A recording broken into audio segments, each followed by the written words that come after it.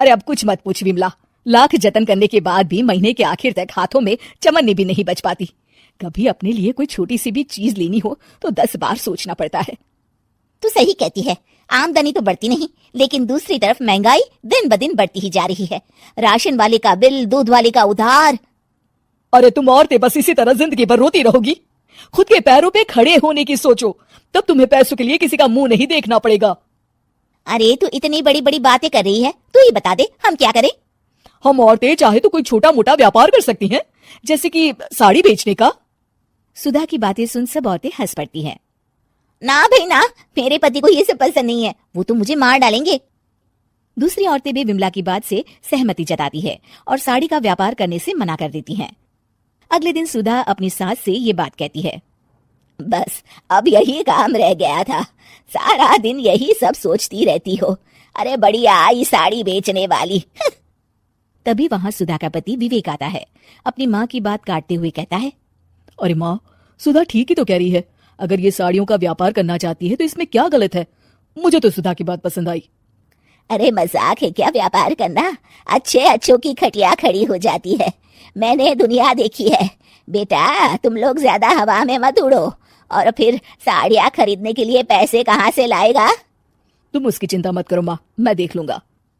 अगले दिन विवेक अपने एक दोस्त से कुछ पैसे उधार लेकर साड़ी के कारखाने से बहुत सारी साड़ियाँ खरीद लाता है। ये लो सुधा, तुम्हारा ऑनलाइन अकाउंट बन गया है। अब लोग घर बैठे तुमसे साड़ियाँ खरीद सकते हैं। ये तो बहुत अच्छी बात है। हाँ, और इतना ही नहीं, मैंने इसमें सभी नई डिजाइन की साड़ियों की फोटो भी अपलोड कर दी है। अब बस तुम देखती जाओ। कुछ दिनों के बाद, नमस्ते, मुझे सुधा जी से मिलना है। ओहो, तू कौन है और मेरी बहू से तुझे क्या काम है? माँ जी, मैं सुधा जी से साड़ियाँ खरीदने आया हूँ।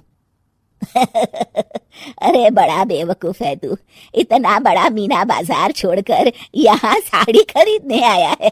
तेरा ऊपर का कोई पेच ढीला है क्या? अरे माँ जी, आप नहीं जानती, आजकल ऑनलाइन का जमाना है, समय और पैसे दोनों की बचत होती है। तभी वहां सुधा आ जाती है। सुधा बिरजू को साड़ियाँ दिखाती है। क्या बात है सुधा बहन जी, आपके पास तो बहुत ही सुंदर सुंदर साड़ियाँ हैं। एक काम करिए, ये वाली दे दीजिए और ये वाली भी। छोड़िए, एक काम करिए, ये सभी ही दे दीजिए। सुधा की सास हैरान रह जाती है।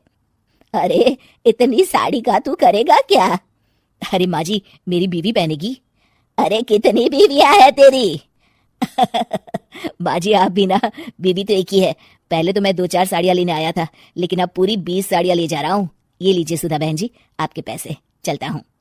धीरे धीरे सुधा के द्वारा घर में खोली गई छोटी सी दुकान चल पड़ती है और देखते ही देखते सुधा के घर ग्राहकों की लाइन लग जाती है। पैसों की आमदनी देख सुधा की सास की आंखें फटी की फटी रह जाती है। जा बहू, अब तू थोड़ा आराम कर ले, इन लोगों को मैं साड़ियाँ दिखा देती हूँ। माँ जी आप? अरे हाँ हाँ, अब जा भी। इस तरह सुधा की सास भी उसके कारोबार में हाथ बटाने लगती है। देखो सुधा, तुम्हारा व्यापार तो चल पड़ा। पिछले कुछ महीनों में इतनी कमाई हुई है कि तुम्हें यकीन नहीं होगा। सच? हाँ, और तुम्हें पता है माँ, दोस्त से लिया हुआ उधार भी चुकता करके अच्छे खासे पैसों की बचत भी हो गई है। सुधा की सास अपनी बहू और बेटी की कामयाबी पर बड़ा खुश होती है। बहू की तरक्की देख के मैं बहुत खुश हूँ बेटा। तूने साबित कर दिया कि अगर पति का सपोर्ट मिले तो पत्नी कुछ भी कर सकती है। जी माँ जी, आपने बिल्कुल सही कहा।